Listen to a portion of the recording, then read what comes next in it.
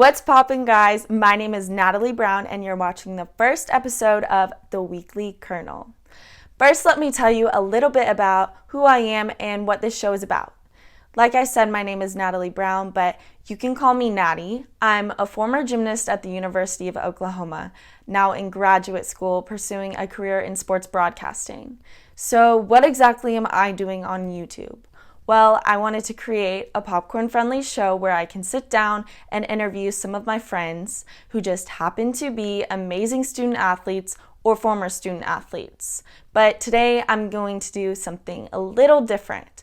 I'm going to go ahead and share my story with you guys and share some things that I've learned while being an athlete. But first, let's get to the important part of today's show. Today's popcorn is Angie's Boom Chicka Pop, the purple bag. It's sweet and salty, it's delicious, it's my favorite type of popcorn, so I thought what better way to start my first show than with my favorite type of popcorn. I'm gonna go ahead, pour myself a bowl, and we'll get started with today's show.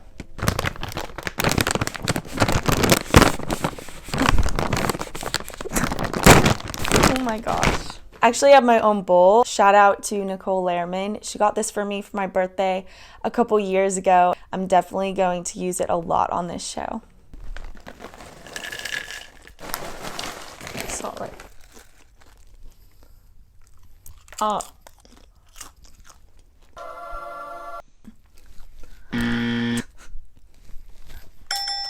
actually caught one. Oh, I forgot y'all were there. I'll put this down. All right, now that I've had my popcorn, I'll go ahead and be serious for you guys. I started gymnastics at the age of 2 with my twin sister, Caroline. By the age of 7, I was doing it competitively, and at the age of 10, I was asked to start training twice a day, which was around 34 hours a week. I quit public school, joined a private school, and started pursuing my dreams of hopefully one day making it to the Olympics. For a while, nothing was getting in the way of my goal. And then one day I began having mental blocks. My mental blocks got so bad at one point I didn't even want to go to practice. My coaches didn't understand why I was having them, and I honestly didn't understand either. I wasn't scared, I just couldn't get myself to go. My mind was just taking over. I think that a lot of athletes have mental blocks, and my advice would be just be patient. No one is going to understand your mental blocks. You might not even understand them, but if you're patient with yourself and you just breathe and maybe just try and get out of your head, eventually you'll overcome them. The summer before my freshman year of high school, I decided that elite gymnastics was probably not for me. So my new goal was to earn a college scholarship. That fall, my freshman year began, and I started training for my first season of Level 10. Well, that season was really short because at our first competition, I ended up tearing some ligaments in my foot, and that meant I was out for the rest of the season. My injury couldn't have come at a more inconvenient time. It was my freshman year, which is one of the most crucial years of college recruiting, and since I was injured, nobody really knew who I was. That year, I sat back and watched a lot of my teammates get college scholarship offers to multiple universities, and there was really nothing I could do about it. So that year went by, I healed up, and it was the beginning of my sophomore year of high school. However, things were much different. I had grown 5 inches, my body was changing, and all of my skills were much, much harder to do. One event in particular became almost impossible to do, and that was bars. Bars actually became my enemy that year. I got scared to do it completely. My shins were hitting the low bar. Nothing I did would work. I couldn't do any of the skills I used to be able to do, so I kind of just gave up. Because I looked at bars as my enemy and I became so scared, I couldn't get together a bar routine, and so for 2 years, I competed only 3 events. During those 2 years, I was also reaching out to colleges, asking them if they had any scholarships, and by my junior year, most of them were full. When I realized this, I was so disappointed. It was like I had let down my family, my coaches, and I was really embarrassed. A lot of my friends had already committed to schools, and they were super excited, and I wanted to enjoy it with them. I wanted to be able to celebrate with them, and I didn't even know where I was going yet. I was thinking about all of my options. Should I quit? Should I keep going just for fun? What should I do? Then, right before my senior year, something inside me just clicked. I realized that I had been missing the whole purpose of why I was doing gymnastics in the first place, because I loved it. Right before my senior year, I decided that I was going to work my butt off.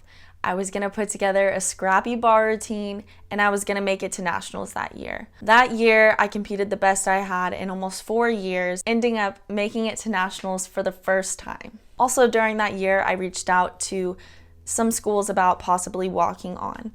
I didn't receive as much interest as I wanted to, however, I kept going, and eventually that day came. I remember one day after practice, my teammate Madison Koshin was running into the locker room holding this packaged envelope. I was like, "Hey Maddie, what'd you get?" And she goes, "Nat, no, this is for you, not me." I looked at the OU logo in the corner, and I looked back at her and I said, "Are you sure?" I opened the envelope, and it was a handwritten letter from KJ Kendler telling me that she knew I hadn't yet found a home and that she was interested in me walking on. That night I called KJ, we planned an official visit, and I headed up to Norman for the first time that next weekend. When I stepped on campus for the first time, I knew that Oklahoma was where I was supposed to be. It was beautiful, I loved the people, it was close to home. That day I realized that everything I had been through had happened for a reason. I called KJ the next day and told her my decision, and that year they ended up winning their first national championship. That summer, I started my journey as an Oklahoma gymnast. I became the best athlete I had ever been. I was stronger, I was cleaner, and I was way more confident, mainly because the coaches believed in me. I had full trust in them. I knew they were taking a chance on me, and I wanted to prove to them that they made the right decision. Those next 4 years were magical. I ended up earning a college scholarship. My team won back-to-back national championships, one in 2016, one in 2017. I became an All-American on the balance beam. My team broke more records than I can name, and I had the absolute best college experience you could dream of. So going off this video, I want to share some things that I've learned while being an athlete. Number 1, things don't always go your way. As a perfectionist myself, this was a hard thing for me to grasp. I always want to have full control over everything in my life, but I've realized that that's just not how life works. Life is not a straight path. It has twists and turns. Everything is unexpected. You can't control what's gonna happen. You just have to control what you can. Number 2, don't fear the unknown. I've come to realize that things will work out how they're supposed to. Number 3, be comfortable with being uncomfortable. You won't grow until you get out of your comfort zone. I wanted to share my story because I think that every athlete has their own unique story. My journey was definitely different from a lot of my friends. I didn't earn a scholarship out of high school. I had to earn it in college. I had to face a lot of hardship and adversity, and I think it really grew me as a person. I hope that my story related to you or inspired you in some way.